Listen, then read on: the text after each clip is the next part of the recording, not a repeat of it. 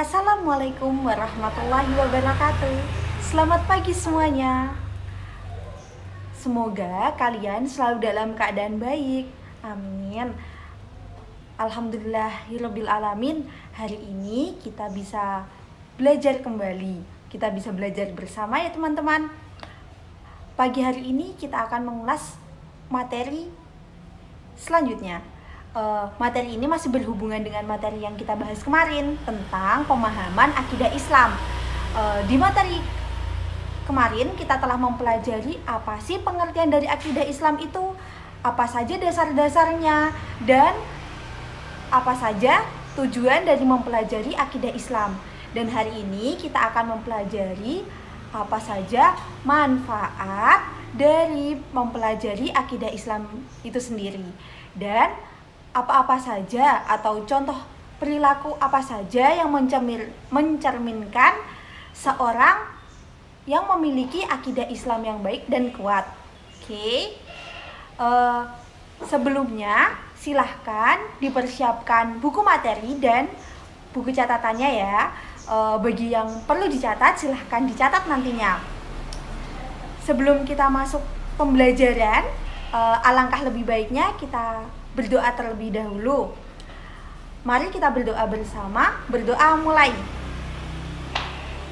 Amin. Alhamdulillah. Selamat menyimak materi. Selanjutnya, mengenai manfaat mempelajari akidah Islam. Yang pertama, kita dapat mendapatkan manfaat, yaitu mendapatkan petunjuk untuk menjalani hidup secara baik dan benar. Yang kedua, selamat dari pengaruh atau kepercayaan yang membawa kerusakan dan pengaruh-pengaruh yang buruk bagi kehidupan sehari-hari kita.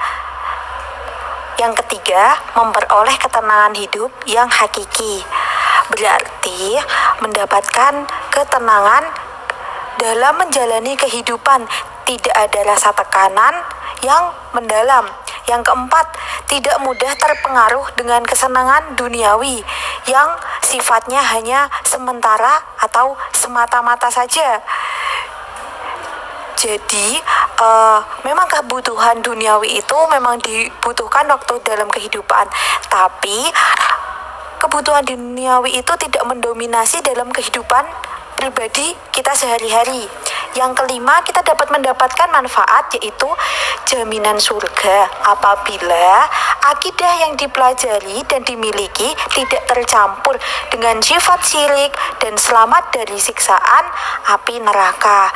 Nah, itu tadi manfaat dari mempelajari akidah Islam. Selanjutnya ialah contoh perilaku seseorang yang memiliki akhlak mulia, yaitu seseorang yang memiliki akhlak terpuji. Akhlak mulia ini mencerminkan bagaimana keimanan kita atau bagaimana kuatnya akidah kita. Nah, yang pertama yaitu beribadah kepada Allah Subhanahu wa Ta'ala dengan penuh keikhlasan sehingga tidak merasa terpaksa dan terbebani dalam menjalankan ibadah kepada Allah Subhanahu wa Ta'ala. Nah, contoh ibadah itu apa? Yang wajib biasanya, yang wajib ialah sholat fardu. Nah, meskipun dalam beribadah itu harus dipaksa karena banyak hal yang diwajibkan. Nah, tapi karena kita memiliki akidah yang kuat, maka ibadah-ibadah tersebut tidak merasa menjadi beban. Oke. Yang kedua ialah berusaha bersungguh-sungguh dalam beribadah kepada Allah Subhanahu wa Ta'ala, yaitu mengikhlaskan ibadah kita hanya ditujukan kepada Allah Subhanahu wa Ta'ala. Jadi, jika kita melaksanakan kegiatan atau perbuatan yang baik, itu diniatkan hanya kepada Allah, seperti mencontoh, seperti membantu orang lain. Nah, kita tidak meminta atau mengharapkan imbalan, melainkan diniatkan hanya untuk beribadah kepada Allah. Yang ketiga, menghindari diri dari kemusyrikan, yaitu dengan tidak mempercayai adanya kekuatan lain selain kekuatan yang dimiliki Allah Subhanahu wa Ta'ala. Jadi jika kita dalam kesulitan, kita hanya perlu berdoa kepada Allah Subhanahu wa Ta'ala ya teman-teman. Yang keempat, meningkatkan ketaatan kepada Allah Subhanahu wa Ta'ala dalam bentuk berbakti kepada orang tua dan berbuat baik sesama manusia. Nah, meningkatkan ketaatan kepada Allah ini bisa dengan berbuat baik kepada sesama manusia, orang-orang di sekitar kita, terlebih orang tua kita. Karena apa? Orang tua kita itu yang merawat kita dari kecil, ibu yang merawat kita, ibu yang melahirkan kita.